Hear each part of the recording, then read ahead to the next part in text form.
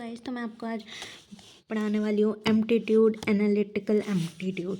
तो इसमें हम लोग पढ़ने वाले ब्लड रिलेशन, जैसे कि होता है mother, father, brother, cousin, uncle, aunt, nephew, husband, wife, grandfather, grandmother और बहुत सारे, मतलब कि जो रिलेटिव्स होते हैं, ना कि वो जिनका ब्लड ग्रुप सेम होता है। तो हम ग्रैंडफादर, ग्रैंडमदर, इनके पेरेंट्स को क्या बोलेंगे? Great grandfather, great grandmother. उसके बाद 4 फादर्स, ठीक है। इसमें जेंडर न्यूट्रल होता है। अब उसके बाद जैसे कि ये सारे हमारे रिलेशंस हैं। मदर फादर क्या होते हैं? पेरेंट्स होते हैं किसके? सन डॉटर के। और ये क्या हुआ? अगर हमें जेंडर नहीं पता तो चाइल्ड, ठीक है। ऐसे ही ब्रदर सिस्टर, इनको क्या बोलेंगे? सिबलिंग्स बोलेंगे, एक दूसरे का नहीं पता तो जेंडर।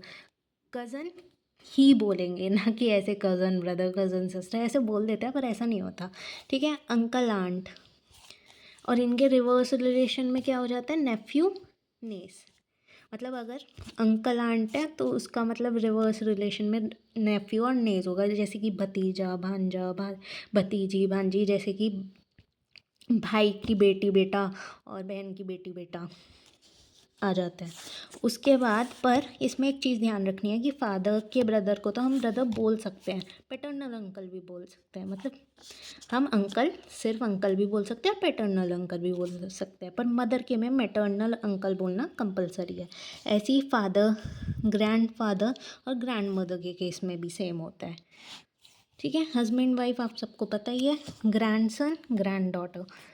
फिर ग्रेट ग्रैंड फादर बता दिया था, ग्रेट ग्रैंड मदर बता दिया था, और ऐसे ही 4 फादर्स और एंसेस्टर्स। अब इसमें आपको ध्यान रखना है कि grand father, grand mother, grand son, मतलब ग्रैंड सन तो इसका रिवर्स हो गया। ग्रेट ग्रैंड फादर मतलब grand father, grand mother, great grand father, great grand mother, और 4 फादर्स ही होते हैं ये सब भी, ठीक है। यही याद रखना है आपको। फिर हम जनरेशन ट्री बता देते हैं, जैसे कि आप हो, आपकी जनरेशन में आपका ब्रदर, सिस्टर, कज़न आ गए, स्पाउस आ गया, आपसे ऊपर वाली में मदर, फादर, अंकल आ गए, और उनसे ऊपर वाली में ग्रैंड फादर, ग्रैंड मदर आ गए, एंड उनसे ऊपर वाली में great grandfather and great grandmother आ गए। और आपसे नीचे अगली जनरेशन में नेफ्यू, उनके नीस आ गए आपके, और सन डॉटर आ गए, और ग्रैंड सन और ग्रैंड डॉटर आ गए, मतलब उससे भी नीचे वाली जनरेशन में, मतलब आपके सन और डॉटर से भी। तो ऐसा बन जाता है कुछ जनरेशन ट्री। अब इन लॉज में ज़्यादातर कोई कन्फ्यूज़न होता है, आफ्टर मैरिज होता है, बिफोर मैरिज, पर ये दोनों हो सकता है, ये रिवर्स में भी हो सकता है। मतलब आपकी जो बहन है उसकी शादी हुई है, उसका पति भी आपका क्या लगेगा? ब्रदर इन लॉ लगेगा, पर आपकी तो नहीं हुई, मतलब ये शादी से पहले भी वैलिड होता है। तो spouse father, father in law, ऐसे ही रिवर्स में सन इन लॉ, ऐसे ही सेम सेम ये रहा और इनके ये रहे। अब एक क्वेश्चन ट्राई कर लेते हैं, इसका आंसर बाद में बताएंगे।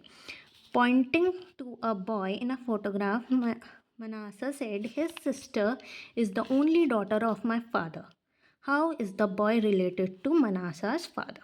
ठीक है, तो बॉय जो इसकी तरफ वो पॉइंट कर रही है, वो उसके फादर का क्या होगा, तो ये बताना है। तो इसके लिए आपको टाइम मिलता है 1 2 3। तो इसके ऑप्शंस हैं कज़न, नेस, सन और ब्रदर। तो इसका आंसर है उसका सन होगा, क्योंकि मनासास वो खुद भी बोल सकती थी कि वो खुद मतलब अपने पापा की बेटी है एकलौती, तो वो क्या लगा उसका अपने मतलब उसके पापा का बेटा ही लगा ना, तो वो उसका ब्रदर है, तो वो सन हुआ मनासास फादर का।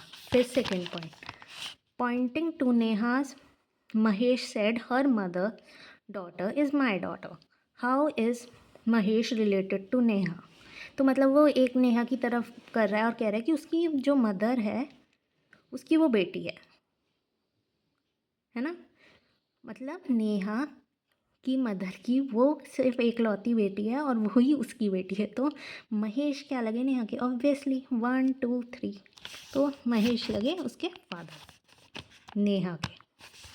अब लास्ट क्वेश्चन है, जल्दी। A is brother of B, B is wife of C, C is son of D, D is wife of F, then what is B to F?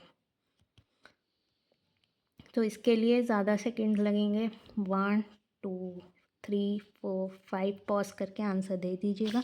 तो इसका आंसर है कि वो डॉटर इन लॉ लगेगी। अब आपको समझ नहीं आया होगा ये कैसे, मैं बताती हूँ। ए क्या है? ब्रदर है, किसका? बी का, है ना। अब बी का हमें जेंडर नहीं पता, पर हमें पता चल गया बी की वाइफ है सी की, तो मतलब ये फीमेल है। अब सी इसका क्या हुआ, हस्बैंड हुआ। अब सी इज़ सन ऑफ डी। अब डी नहीं पता कौन है, ये मम्मी भी हो सकती है पापा भी हो सकते हैं, पर हमें पता है ये लड़का है क्योंकि हस्बैंड है वो बी का। तो अब डी वाइफ है एफ की, तो मतलब क्या हो गई, ये मदर हुई। अब ये पूछ रहा है कि बी क्या होगी, एफ की। तो एफ क्या बुलाएगा बी को, तो मतलब ये पापा है किसके, उसके हस्बैंड के। तो पापा हैं उसके हस्बैंड के, तो उसकी वाइफ को क्या बुलाएंगे, डॉटर इन लॉ। इसको आप ट्री बना के भी शो कर सकते हैं एक तरीके से, मैं बताती हूँ। ए ब्रदर है एंड बी क्या है, वाइफ है किसकी, सी की। तो मतलब ये क्या हो गई, फीमेल हो गई। और इसकी क्या है, ये वाइफ। इसके बाद ये सन है किसका, डी का। और डी क्या है, वाइफ है एफ की। तो ये दोनों के बीच में क्या रिलेशन हुआ, ऐसे करके। तो ये दोनों हुए, क्या हुए, डॉटर इन लॉ बुलाएगा ये एफ। तो अगर आपको और ज़्यादा क्वेश्चन चाहिए इससे रिलेटेड तो कमेंट कर दीजिए क्वेश्चंस।